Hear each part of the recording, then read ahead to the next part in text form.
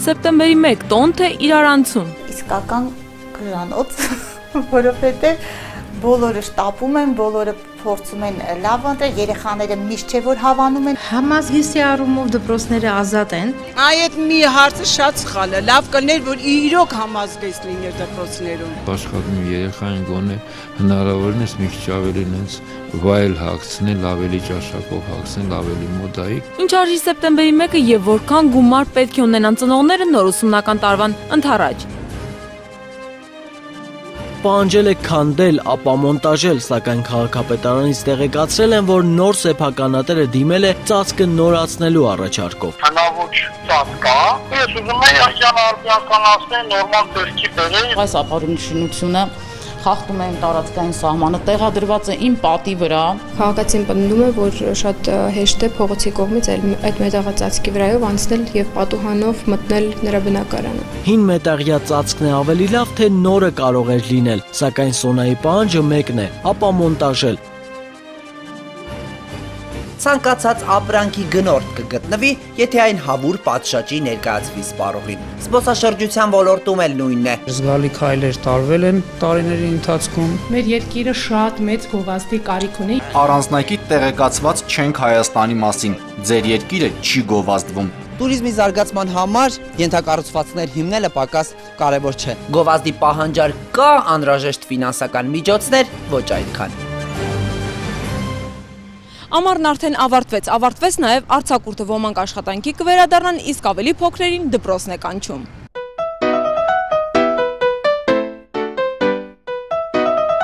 Ժապավեններ, ծաղիկներ, ոտանավորներ ու հուզմունք հնչում է առաջին զանգն ու սեպտեմբերի 1-ին գիտելիքի օրվան նվիրված միջոցառումներով ազդարարվում նոր ուսումնական տարվա սկիզբը։ Նոր կրթաշրջանում կրթության ու գիտության նախարարության սպասելիքները մեծ են։ Նախորդ ամսվա ավարտին հանդիպումներ են ունեցել դպրոցների հետ ու հաջող ուսումնական աշնան ուրվագիծ կանխատեսել։ Հայաստանի Հանրապետությունում ունենք շուրջ 1400 դպրոց, որտեղ սովորում են շուրջ 400,000 երեխա, 360,000 անցյալ ուսումնական տարվա տվյալներով։ Նախարարությունում հատկապես ոգևորված են առաջին դասարանցիներով, նրանց թիվը ոչ միայն չի զիջի նախորդ տարի եղածին, այլև կգերազանցի։ Տվյալները թեև նախնական են, բայց հիմնավոր 2006 թվականի ծնունդների ցուցանիշներն են ուսումնասիրել։ Այս տարի առաջին դասարանցիների կանխատեսվող թիվը 40,000-ն է, քիչ ավելի, քան անցյալ ուսումնական տարում, բայց վերջնական թվերը պարզ կլինեն սեպտեմբերի մինչև 10-15-ը։ Առաջին դասարանցիների թվականակի աճի մասին են փաստում նաև դպրոցները։ Երևանի համար 92 հիմնական դպրոցն է, այստեղ եւս աշակերտների հոսքից գոհ են։ 80 աշակերտ ունենք մենք, 3 առաջի դասարան ենք բացելու, անցյալ տարի բացել ենք 56-ով 2-ը։ Ամեն տարվա նման այս տարի եւս սեպտեմբերի 1-ը տոնական է եղել հատկապես առաջին դասարանցիների համար, նրանց ինչպես միշտ հատուկ ուշադրություն է դարձվում։ Նրանք ստանում են հավաստագրեր, նվերներ։ Նվերների առաջին հորիզոնականում ամենաանհրաժեշտ գրքերն են։ Այսօր մեր առաջի դասարանցիները առանց մտածելու գրքերի եւ ուսուցանվող այլ առարկաների մասին մտնում են դպրոց։ Դասագրքերը բոլոր առաջին դասարանցիները կունենան այբենարան եւ մաթեմատիկա դասագիրքը, դա նվերն է առաջին դասարանցիների պետության կողմից եւ նաեւ կտրվեն մյուս դասագրքերը առաջինից 4-րդ դասարանցիներին անվճար, բայց դրանք կլինեն ոչ նվեր, այսինքն պետք է վերադարձվեն նորից գրադարան։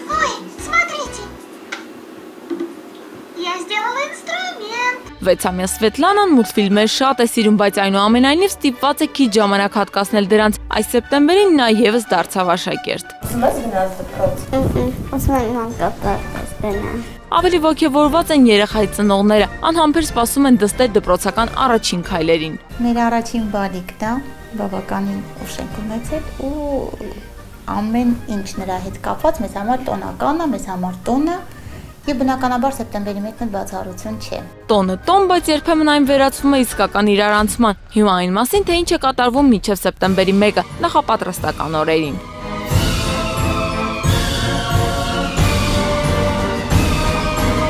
Իսկական գրանոց, որովհետև բոլորը շտապում են, բոլորը փորձում են լավ ընտրել, երեխաները միշտ չէ որ հավանում են առամայլիկների ընտրածը։ Ուսումնական առաջին օրվան պատրաստվելը հեշտ գործ չէ։ Խոսքը ոչ թե ուսումնական գործընթացի, այլ հագուկապի մասին է։ Երբ որ քայլում ես խանութի միջով կամ ասենք շուկայով, չէ, զգում ես որ երեխաների աղմուկը քեզ խանգարում է, որովհետեւ ես չեմ ուզում, այս լավը չի,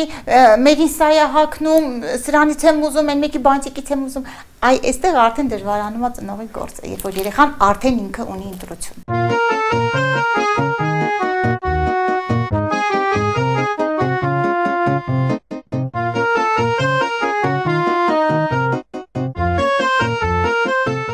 Նախկին պարզ համազգեստին այսօր օր-օրի ձևափոխվող զգեստներն են փոխարինում։ Վերնաշապիկներ, կիսաշրջազգեստներ, տաբատներ ու պայուսակներ։ Աշակերտներին ընտրության մեծ հնարավորություն է տրված, չի սահմանափակում նաև դպրոցը։ Կան դպրոցներ, որոնք ունեն համազգեստ, որոնք իրենց դպրոցի խորհրդի, մանկավարժական կոլեկտիվի ծնողների հետ միասին ունեն որոշում, որ երեխաները պետք է ունենան, ասենք, միանման հագուստ եւ կան դպրոցներ, որոնք այդ հագուստները կարում են, բայց հիմնականում նման հանձնարարական չկա որևէ դպրոցի։ Այդ մի հարցը շատ սխալ է, լավ կներ, որ իրոք համազգեստ լիներ դպրոցներում,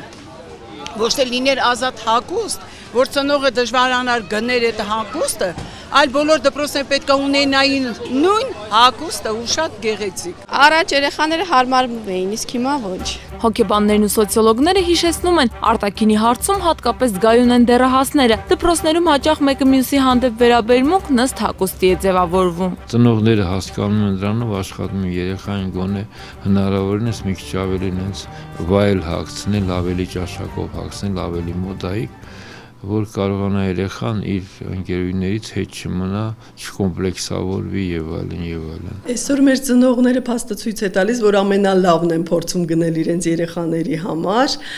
մի քիչ ավելի գեղեցիկ լինի, ճիշտ է սպիտակի մեջ, բայց ավելի ձևավոր, ավելի լավը։ Մտածում ես ոչ թե որ միշտ լինի ամենալավը քո երեխան։ Հայրը միշտ եղել է ճոխ սիրող, ամեն ինչ նորմալ առնտանում է դպրոցի համար։ Ոչ մի բան չէր խնայում իրանց երեխեքի համար։ Սոցիոլոգ Հարուն Ադիբեկյանը հաշվարկել է անգամ առանց մրցավազքի ամենահամեստ գնումներով սեպտեմբերի 1-ը բավականին մեծ գումար է պահանջում։ Դրան ծնողները նախօրոք պետք է պատրաստ լինեն, հատկապես բարդ է այն ընտանիքների գործը, որտեղ մեկից ավելի դպրոցահասակ երեխա կա։ Այդտեղից կիսասված պետք է ապրեն, որ կարողանան երեխային ուրեմն տան դպրոց եւ այլն։ Ցածր խավի համար հիմա ոնց ասեմ, ձեզ շատ դժվար է ամեն ինչը։ Փայտիկ, կանոն, նկարչական ալբոմ գունավոր թուղթ, նկարչական մատիտ, գրիչ,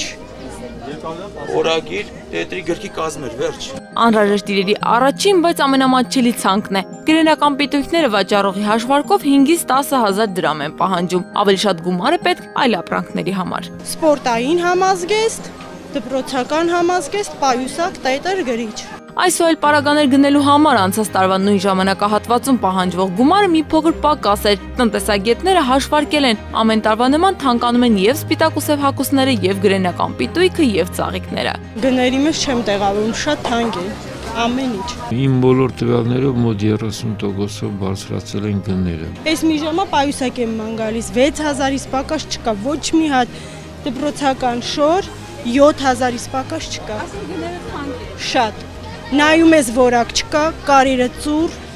բռակ, 7000-ը ասում է թուրքականն է, չգիտեմ ինչականն է։ Սրան հակառակ պակաս ընկճված չեն վաճառողները, նրանցից շատերը վստահ են, գնորդները պակասել են, պնդում են, անգամ գներն են իջեցնում, միևնույնն է, առևտուրը չի եռում։ Գիտում ենք, որ առևտուր անենք աղջիկ ջան, բայց գործ չենք անում։ Ոչ մեկը, օրվա մեջ դպրոցական շալվարներ, վերնաշապիկներ են վաճառում, օրը մի հատ կամ երկու հատ։ Հայաստանում մեկ շնչին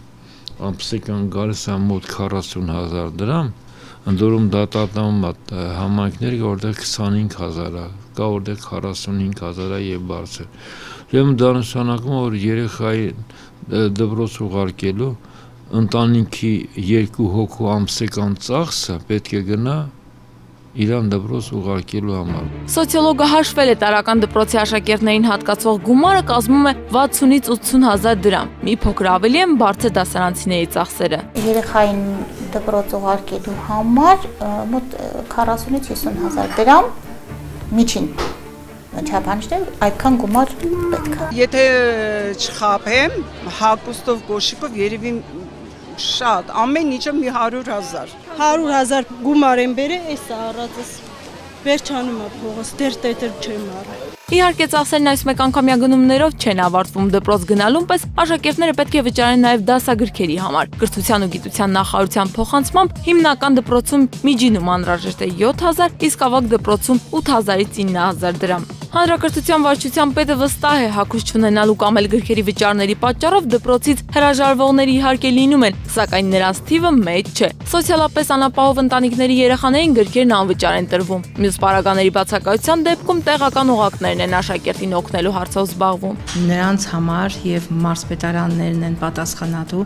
համայնքներն են պատասխանատու, դա իրենց իրավասության ներքո է, որ ոչ մի երեխա կրթությունից դուրս չմնա եւ իրենք համայնքները մարզպետարանները լուծում են այդ խնդիրը։ Նման խնդիրների առաջ չկանգնելու համար նախ եւ առաջ աշակերտներին պետք է ուսուցանել, որ դպրոցը կրթօջախ է սեպտեմբերի 1-ն էլ գիտելիքի ու կրթության օր։ Պետք է մրցակցել ոչ թե նյութական, այլ մտավոր եւ կայուն արժեքներով։ Մնայուն արժեքների շարքում կարելի էր դասել նաև շատ շենքեր, եթե դրանք պահպանեին իրենց հիմնական տեսքը։ Դիմացից, կողքից, հետևից ու վերևից շատերն են որոշում փոփոխություններ մտցնել ճարտարապետների գծագրերում, որոշում են, դիմում, ստանում թույլտվություն ու անցնում գործի։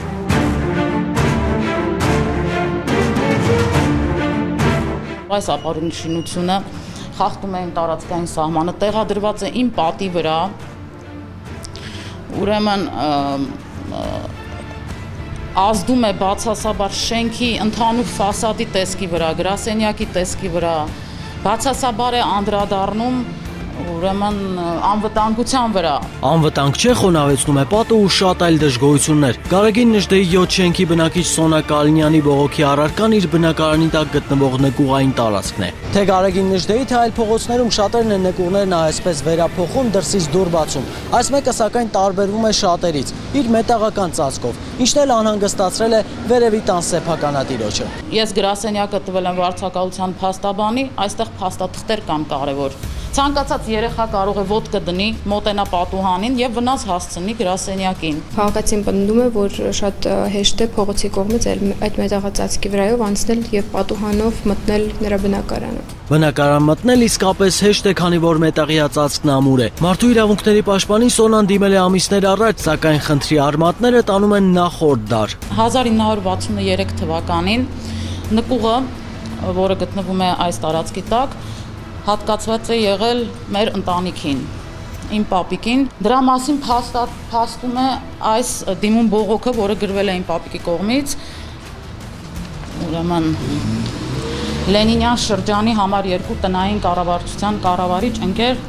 Հարությունյանին։ Ընկեր Հարությունյանին գրված նամակում Սոնայի պապիկը ներկայացրել է, թե Խաչատրյանների ընտանիքն ինչպես է կոտրել իր նկուղի պատուհանը, ներխուժել ու բնակվել այնտեղ։ Բողոքը տեղ է հասնում եւ նկուղը վերադարձվում է։ Բայց իզուր չեն ասում, որ պատմությունը կրկնվելու սովորություն ունի։ Նմանատիպ մի դեպք էլ տեղի է ունենում 1987 թվականին։ Ոմն Սամվելը լկտիաբար կոտրում է նկուղի պատը դրսի կողմից եւ կառուցում մուտք կենտրոնական փողոցից։ Այնտեղ նա հիմնադրում է իր կոոպերատիվը, բայց չի օրինականացնում։ Որևէ փաստաթուղթ կա, որը կհիմնավորեր, որ տակի նկուղը ձերն է։ Փաստաթուղթը եղել է, արխիվում է, մենք հիմա որոնում ենք։ Խորհրդային կարգերը փլուզվեցին, սակայն նկուղի պատմությունը դեռ նոր էր սկսվում։ Սոնան տեղեկացնում է, որ այն սեփականաշնորհվել է 2003-ին Անդրանիկ Ոսկանյանի կողմից։ Տեղադրում են այս երկաթե շինությունը։ Կրկին առանց իմ կարծիքը հաշվի նույնիսկ չհարցրեցին ինձ։ Իր սեփականություն հանդիսացող բնակարանի ներքևի հարկում նկուղում ուրեմն կառուցվել է մետաղյա ծածկ, որը ծածկում է ներքևի հարկի աստիճանավանդակը եւ աստիճանաքայլը, եւ այդ ծածկը գալիս է անմիջապես իր պատուհանի տակ, այդպիսով տարբեր անհարմարություններ է ստեղծում սեփականատիրոջ։ Մարդու իրավունքների պաշտպանի գրասենյակում Սոնայի խնդրով չէին կարողանա զբաղվել, եթե դա կապված լիներ կոնկրետ քաղաքացու հետ։ Բանն այն է, որ Սոնան դիմել է Երևանի քաղաքապետարան ու հենց այնտեղից ստացված պատասխանից դժգոհ լինելով էլ Մարդու իրավունքների պաշտպանի գրասենյակ։ Դիմել եմ, որպեսզի ապամոնտաժեն, իմ դիմումին տրվել է անհամապատասխան պատասխաններ։ Այսինքն ունեք օրինակ քաղաքապետարանի պատասխանը, եթե ունեք, խնդրեի ցույց տալ եւ ասել ինչ են պատասխանել իրենք։ Նամակը սեղանին է մնացած փաստաթղթերի կողքին։ Ապամոնտաժման վերաբերյալ Սոնայի դիմումին քաղաքապետարանից պատասխանել էին։ Վերոհիշյալ տարածքի ներքևում գտնվող Գարեգին Նժդեհի փողոց համարյոթ շենքի թիվ 79 հասցեի հասարակական նշանակության տարածքը, աստիճանաքայլն ու աստիճանահարթակը սեփականության իրավունքով պատկանում են Հրաչյա Հովհաննիսյանին։ Նկուղի նոր սեփականատիրոջ Հրաչյա Հովհաննիսյանի հետ կապ հաստատեցին հեռախոսով։ Տարածքը գնելու եմ երևի թե 3 տարի առաջ։ 3 Այն ժամանակ արդեն մետաղյա ծածկը եղել է, այսինքն դուք չեք տեղադրել այդ մետաղյա ծածկը։ Այո։ Ճիշտ է, այս ապօրինի շինությունը տեղադրել է Անդրանիկ Ոսկանյանը, բայց դա նշանակություն չունի։ Իմ պահանջը ապօրինի շինությունը ապամոնտաժելն է, ոչ թե տեղադրողին պատժելը։ Սոնան պահանջել է քանդել, ապամոնտաժել, սակայն քաղաքապետարանից տեղեկացրել են, որ նոր սեփականատերը դիմել է ծածկը նորացնելու առաջարկով։ Հայտնում ենք նաև, որ Հրաչյա Հովհաննիսյանը 2013 թվին դիմել էր տարածքի մուտքի արդիականացման աստիճանաքայլն ու հարթակը պարփակող մետաղյա ծածկը նորով փոխարինելու նպատակով ճարտարապետահատակագծային առաջադրանք ստանալու խնդրանքով։ Եթե դուք տեսել եք, բավականին հնաոճ ծածկ է։ Ես ուզում եմ արժանարդիականացնել նորմալ տեսքի բերել։ Իսկ նմանատիպ, այսինքն կրկին մետաղյա ծածկ եք նախատեսել։ Չէ, հապակուց ծածկ է նախատեսել, թափանցիկ, շատ գեղեցիկ, հատուկ, ասենք, ճարտարապետական դիզայնով։ Երբ որ տրվել է այդ առաջադրանքը քաղաքացուն, հատուկ մեջը նշում է կատարվել այլ պահանջներ մասով, որ եթե այդ ծածկը գերազանցումը հասնում է ուրեմն վերևի հարևանի հատակի նիշից ավելի բարձր, անպայման պետք է այդ հարևանի համաձայնությունը, այսինքն իմ համաձայնագիրը։ Այնպես կետ կար մի հատ, որ քանի որ ինքը քիչա իմ հարևանի պատին, որ դա համաձայնությունն է պետք։ Այո։ Ես եմ եկա նոր այդ առիթով ծանոթացացումների հետ։ Ինքն էր ինձ զանգում, մենակ մի հարցում, ստորագրություն տուր, որ դու դեմ չես, որպեսզի ես սա փորձում էր ինձ խաբել արդիականացնեմ։ Խնդրեցի, ասեցի, որ այսպիսի հարցա, ասում եմ, որ ասենք ես մետաղյա ծածկը, որ փոխարինենք ապակե ծածկով, ոչ մի խնդիր պետքա չլինի, ու տենց շատ զարմացա, որ ինքը ասեց, գիտեք, ես այդ ուտեղ ուզում էի մուտք բացել, ասենք այդ պատուհանի տեղը։ Հրաչյա Հովհաննիսյանը մեզ հետ հեռախոսազրույցում վստահեցրեց, Սոնան ցանկացել է պատուհանի փոխարեն դուռ տեղադրել ու մուտք ապահովել փողոցի կողմից։ Այս տարբերակին էլ Հրաչյան է դեմ եղել։ Եթե ես թույլ տամ իրենի աստիճանաբանդակի վերև ինքը մուտք բացի, դա նշանակում է իմ տարածք մտնող մարդը պատասխան պետք է մտնի։ Սոնայի ստորագրությունը չի ստացել հենց այդ պատճառով, մինչև օրս ծածկը չի փոխարինել նորով։ Այս դեպքում դժվար է ասել, հին մետաղյա ծածկն է ավելի լավ, թե նորը կարող էր լինել, սակայն Սոնայի պահանջը մեկն է՝ ապամոնտաժել։ Այդ պահանջով նա մարտ ամսին եւս մեկ անգամ է դիմել քաղաքապետարան ու ստացել պատասխան։ Նշված հարցը կարող եք քննարկել Գարեգին Նժդեհի փողոց համար 7 շենքի համար 79 տարածքի սեփականատիրոջ հետ կամ շենքի մյուս համասեփականատերերի հետ ըստ կառավարման մարմնի ղեկավարին, իսկ փոխադարձ համաձայնության չգալու դեպքում բարձրացված հարցը կամ պահանջները ձեր իրավունքների շրջանակում բողոքարկել դատարան։ Դատարանում բողոքարկել Սոնան մտադիր չէ, քանի որ վստահ է, եթե կա խախտում, քաղաքապետարանը պետք է դիմի դատարան այն վերացնելու պահանջով։ Այժմ մենք գրագրության մեջ ենք գտնվում քաղաքապետարանի հետ, բարձելու համար ինչու այդ համաձայնագրի պահանջը չի կատարվել եւ դա ինչ իրավական հետևանք կարող է ունենալ, արդյոք ի վերջո դա վերջում կհամարվի ապօրինի շինություն եւ կարող ենք հասնել նրան, որ ապամոնտաժվի։ Մարդու իրավունքների պաշտպանի տեղակալ Տաթևիկ Խաչատրյանի համոզմամբ, եթե ապացուցվի, որ շինությունն ապօրինի է, ոչ միայն պետք է ապամոնտաժվի, այլև սեփականատերը տուգանվի։ Այս դեպքում ուրեմն գործում է նաև վարչական իրավախախտումների վերաբերյալ օրենսգրքի նորմը, համաձայն որի 154-րդ հոդվածի, ուրեմն բազմաբնակարան բնակելի շենքի կողքին կամ շենքում ապօրինի ինքնակամ շինարարության դեպքում տուգանվում է քաղաքացին սահմանված նվազագույն աշխատավարձի 200 պատիկի չափով։ Այստեղ պետք է հասկանալ, որ հարևան բնակարանի հատակին նիշից բարձր չլինելու պահանջը տեղ է գտել քաղաքապետարանի նոր առաջադրանքում, ինչն էլ պահպանելով նոր սեփականատերը չի արդիականացրել շինությունը։ Իսկ թե ինչ առաջադրանք է տրված եղել այդ մետաղյա ծածկը կառուցող նախկին սեփականատիրոջը եւ ինչու այսքան տարի որևէ մեկը խնդիր չի տեսել այդտեղ, պատկան մարմինների քննելիք հարցն է։ Մնում է պարզել ապօրինի շինություն համարվելու դեպքում ով է լինելու տուգանվողը՝ սեփականատերը, ինչպես պահանջում է օրենքը, թե կառուցողը։ Ապօրինի եւ օրինական շինությունների պակաս չկա նաեւ հանրապետության հանգստի գոտիներում։ Մենք թե խոսքն այս դեպքում ոչ թե այդ շինությունների, այլ երկրի զբոսաշրջության, մասնավորապես զբոսաշրջային գոտիները գովազդելու մասին է։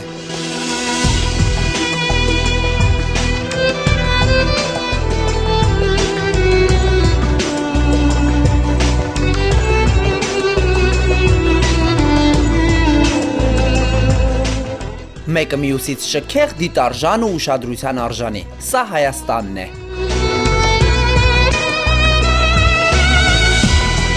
Նմանը չունեցող բնապատկերների, պատմամշակութային կոթողների ու հանգստի բազմապիսի գոտիների պակաս մեր երկրում չկա, սկսած Երևանից վերջացրած ամենահեռավոր մարզերով ու գյուղերով, ամեն տեղ տեսնելու բան կա, միայն թե ցավոք հայաստանյան շատ հանգստավայրերի մասին անգամ տեղացիները տեղյակ չեն։ Մեր երկիրը շատ մեծ գովազդի կարիք ունի եւ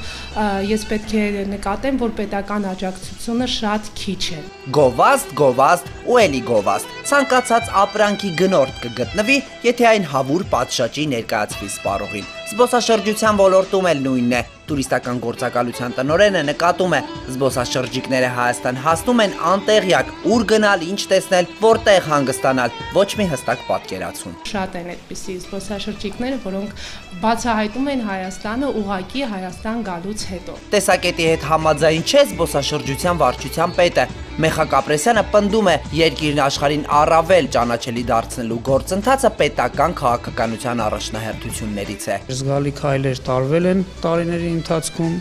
մենք զգալի հաջողություններ ունենք այս ասպարեզում։ Ինչ որ մի բան արվում է, համեմատած մի քանի տարի առաջ ավելի անմխիթար վիճակ էր, բայց եթե համեմատենք տարածաշրջանի երկրների հետ, չեմ ուզում ասել Ադրբեջան, որտեղ այսօր նա առաջի տեղում է, ցավոք սրտի պետք է դա նշենք, IT ոլորտում իր գովազդը բավականին լավ է անում, իր երկրի գովազդը, Վրաստանը, իսկ Հայաստանը աննկատ է։ Հարևան երկրների հետ համեմատությունն ավելի ուշ, հիմա մի քանի պատառիկ հայաստանյան այն վայրերից, որոնց մասին արժե որ աշխարհն իմանա։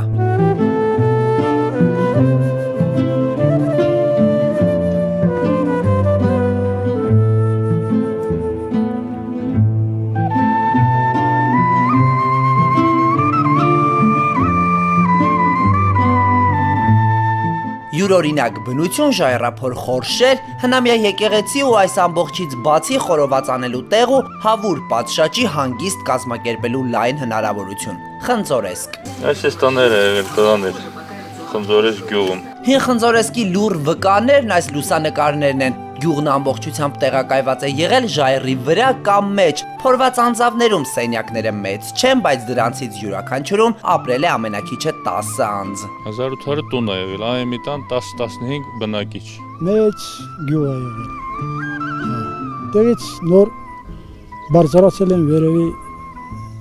դաշտը։ Խնձորեսկի զարմանահրաշ պատմությունը լսելու Մխիթար Սպարապետի քիչ ներքևում գտնվող գերեզմանը տեսնելու եւ 16-րդ դարում կառուցված Սուրբ Հռիփսիմեում աղոթելու համար արժե այստեղ հասնել, բայց արի ու տես, որ Խնձորեսկը շատերին գրավում է ոչ միայն հնամյա պատմությամբ։ Ժայռի մեջ փորված այս անձավը հին Խնձորեսկի առանձնատներից մեկն է։ Այս օրինակ հազարավոր առանձնատներ կան այստեղ։ Ու այս տարածքի մասին շատերը շատ վաղուց գիտեին։ Միայն թե տարածքի նկատմամբ հետաքրքրվածությունն էլ ավելի մեծացավ, երբ կառուցվեց այս կամուրջը։ 160 մետր երկարություն, 63 մետր բարձրություն, 14 տոննա կշռող ճոճվող կամուրջն իրար է միացնում հին Խնձորեսկի երկու ափերը։ Զբոսաշրջիկների թվի ավելացում վերջին տարիներին այստեղ նկատել են, բայց ասել, որ տարածքն աշխարհում հայտնի է, չեն կարող։ Խնձորեսկցի Սևադա Շահնազարյանը համոզված է, եթե հին Խնձորեսկը գրագետ ներկայացվի, այցելուներից տեղ ու դադար հաստատ չի լինի։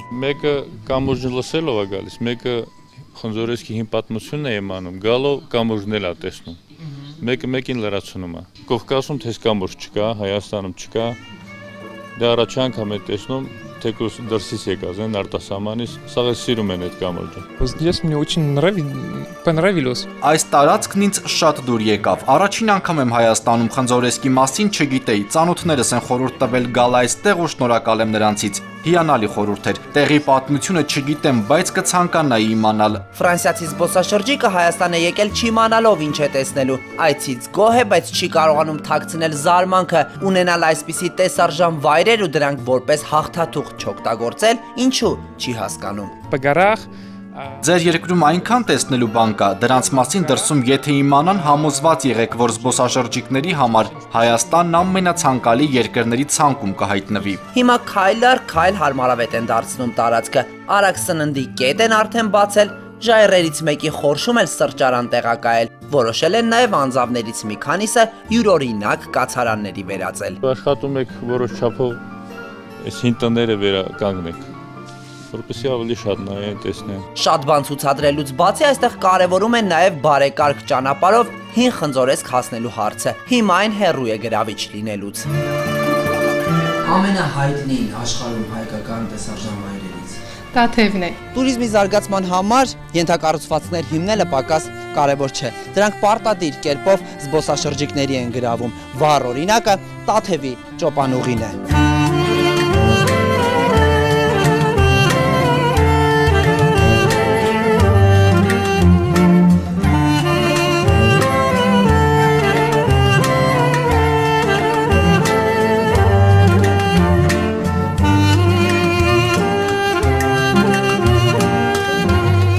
Բարձունքից երևացող բնապատկերներով ուղեկցվող թռիչքն իսկապես տպավորիչ է, որ Տաթևի վանական համալիրը մեր երկրի լավագույն տեսարժան վայրերից է ոչ մի կասկած։ Աշխարհի ամենաերկար ճոպանուղով Տաթև հասնելու ծրագրի իրագործմամբ էր, որ Տաթևի մասին սկսեցին ավելի շատ խոսել։ Սա մեր երկրում լավագույն օրինակն է համոզվելու, թե ինչ ազդեցություն կարող է թողնել այսպես ասած ներկայանալու մշակույթը։ Այն հիմա մեր երկրի թիվ 1 պահանջարկն ունեցող զբոսավայրն է։ Շատերը գալիս են հենց Տաթև ու տեղում հասկանում, որ տեսնելու բան մեր երկրում շատ կա։ Տուրիզմը դա Հայաստանի այն մասն է, որ պետք է ինչքան հնարավոր է շատ զարգացնել, որովհետև այս հանությունները ես շատ երկրներ եմ գնացել, մոտ 40 երկիր եմ եղել եւ տեսնում եմ ինչպես են տուրիստները գալի այդ հանությունները տեսնում։ Հիացած ենք հայկական մշակույթով, բայց ասեմ, այստեղ ենք բացահայտել այս երկիրը։ Ես Իտալիայից եմ եւ կարելի է ասել, որ առանձնակի տեղեկացված չենք Հայաստանի մասին։ Ձեր երկիրը չի գովազդվում։ Դուք ցույց տալու շատ բան ունեք, շատ հարուստ եք։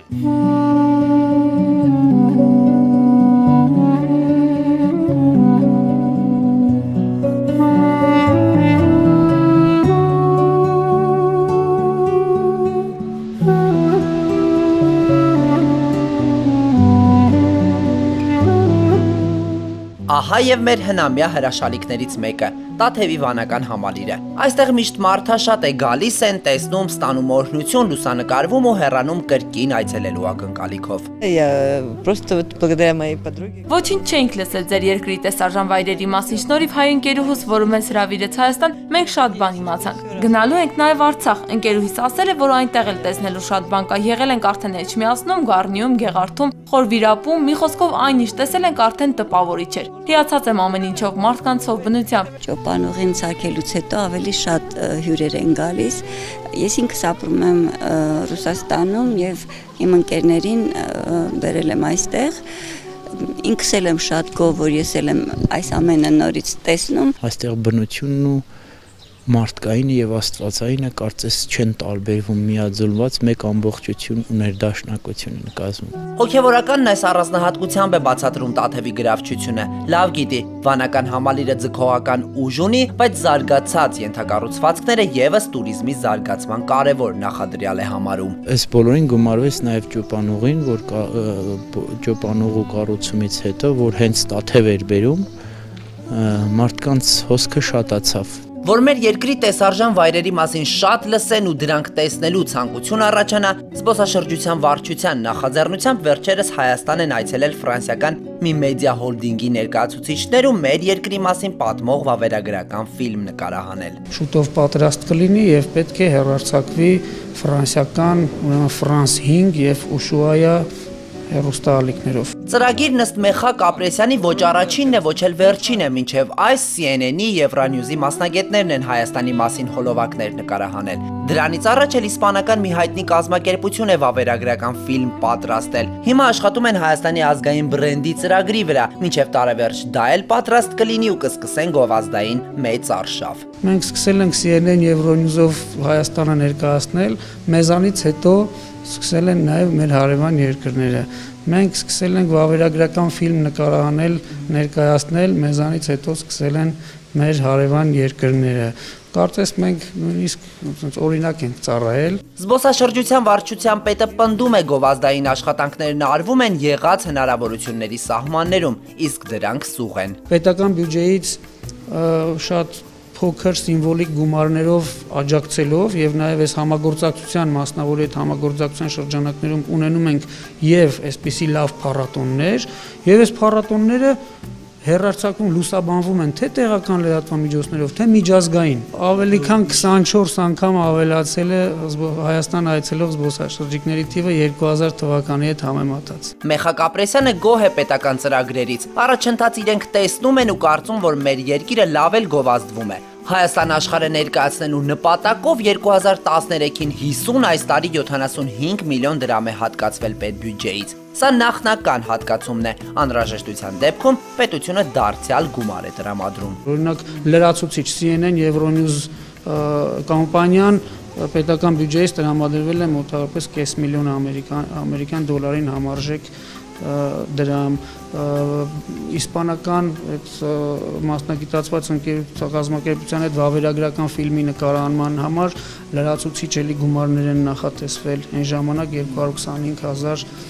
եվրոյի կարգի։ Տաթևի ճոպանուղու բացման արարողության նորինակ կառավարության հրավերով Հայաստանում էր Евроньюզի ստեղծագործական խումբը։ Նրանց նկարահանած 4-ական րոպեանոց 2 ռեպորտաժների համար մեր հայրենի պետբյուջեից հատկացվել է 130,000 եվրոյին համարժեք դրամ։ Պետք է շատ գովազդվի, շատ գովազդվի։ Գովազդի ահավոր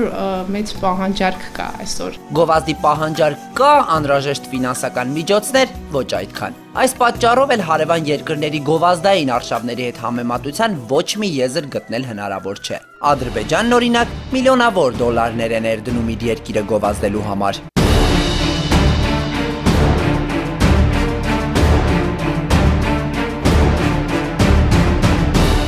CNN, BBC, Евроньюզ ու այսպես շարունակ։ Համաշխարհային ճանաչում ունեցող մեդիա դաշտը պարբերաբար հեռարձակում է Ադրբեջանի մասին պատմող հոլովակներ, ինտերնետային տիրույթի մասին խոսելն էլ ավելորդ է, բավական է միայն որոնողական համակարգում մուտքագրես Ադրբեջան ու մեկը մյուսին չզիջող գովազդային հոլովակներն ու երկրի տեսարժան վայրերի մասին պատմող գրավիչ ֆիլմերը համակարգչիտ էկրանին են։ Թե որքանով է արժանահավատ տեսագրություններում ներկայացվող մշակույթն ու պատմությունը հարցի մյուս կողմն է, բայց որ գովազդում ներդրվող միլիոնները անհետևանք մնալ չեն կարող, դա հաստատ։ Մինչդեռ չնկատելն աչքակապություն կլինի, մեր հարուստ մշակույթով ու բնաշխարհով երկիրը շարունակում է կաղալ ներկայացվածության առումով։ Ես չեմ չափազանցնում, մենք ճիշտ է մի քիչ հայկական բնավորություն ենք մերը, բայց իսկապես մերը ունի բացահայտելու մեծ հնարավորություն։ Մեր երկրի յուրաքանչյուր մարզում հնարավոր է գտնել 100-ից ավելի դիտարժան վայր, բացառիկ պատմամշակութային կոթողներ, գեղատեսիլ բնություն։ Մինչդեռ դրանք դեռևս շարունակում են մնալ ստվերում ու եթե անգամ փոքր-ինչ հայտնի են, ապա հասարակության նեղ շրջանակին։ Նեղլի կարահետը տանում է բնության հրաշալի մի այնպիսի վայր, որը տեսնելու համար պետք է իմի բերես ուժերը, ձինվես համբերությամբ ու ընկնես ճանապարհ։ Մոտ 1.5 ժամ տևողությամբ անտառամիջյան ճամփորդությունը հեշտ չէ, բայց տեղի բնապատկերներն իջիկ են դարձնում բոլոր անհարմարությունները։ Ամենահետաքրքիրը սակայն առջևում է, շատերին հայտնի լաստիվերն է, կամ ինչպես տեղացիներն են անվանում, անապատը։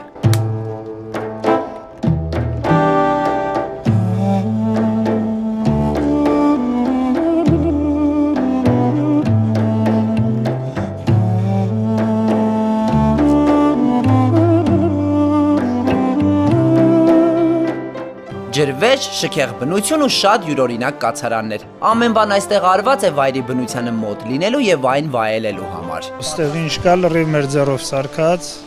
ես աղբերս, ընկերներս։ Մեր երկրի տեսարժան վայրերից մեկն է Լաստիվերի ջրվեժի տարածքը։ Հանգստի իդեալական պայմաններ այստեղ կան, միայն թե այս տարածքը նույնպես գովազդի կարիք ունի։ Առաջի 5 տարին սենց ասեմ, կարելի ասած Հայաստանից մարդ չէր գալիս։ Նու չգիտեն, ռեկլամի պակասներ։ Տավուշի մարզի գողտրիկ այս վայրի մասին գովազդային հոլովակ չկա, բայց հետաքրքրվածություն ու այցելուների հոսք վերջին տարիներին Հովանեսը նկատում է։ 10 տարի առաջ, երբ նոր էին ենթակառուցվածքներ հիմնում, շատ պատահական հանդիպեցին շոտլանդացի ամուսինների, որոնք տեղեկություններ էին հավաքում երկրի զբոսաշրջային գոտիների մասին։ Լաստիվեր անապատին նրանք անդրադարձան իրենց գրքում ու կարճ ժամանակ անց սկսվեց արտասահմանցի զբոսաշրջիկների մեծ հոսք։ Լաստիվերի արտասահմանյան գովազդն ապահովեց հենց այդ հրապարակումը։ Տենց երկիր չկա, որ ստեղ եկածած չլինեն այդտեղից։ Այցելուները հիմնականում դրսից են թե Հայաստանից։ Հիմա արդեն Հայաստանից ավելի շատ կան,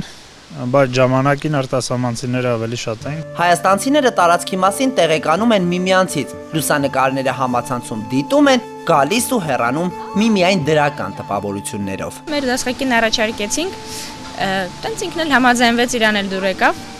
ու որոշեցինք բոլորով գանք այստեղ։ Երկար ճանապարհից հետո համբեր սպասում ես, երբ պիտի հասնես այս գեղեցիկ ու գողտրիկ վայրը,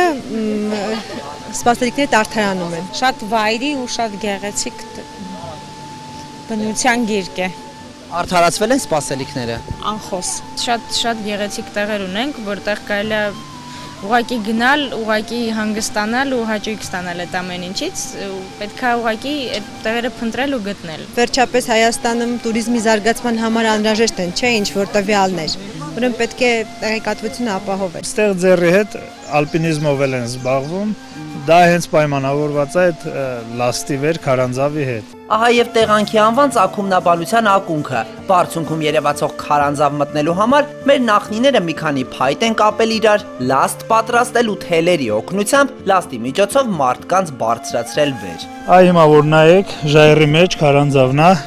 լաստի վրա կանգնել են, լաստնի վեր բարձրացել։ Ջրվեժի հարակից տարածքն անապատ կոչելու բացատրությունն էլ կա։ Այս անապատը բոլորիս իմացած չոր ու անջուր անապատներից չէ։ Անապատ 3 իմաստ ունի՝ Տափաստան, Ավազուտ, Մենաստան։ Ստեղ Մենաստան տարբերակով մարդիկ որ ժամանակին ճգնել են այս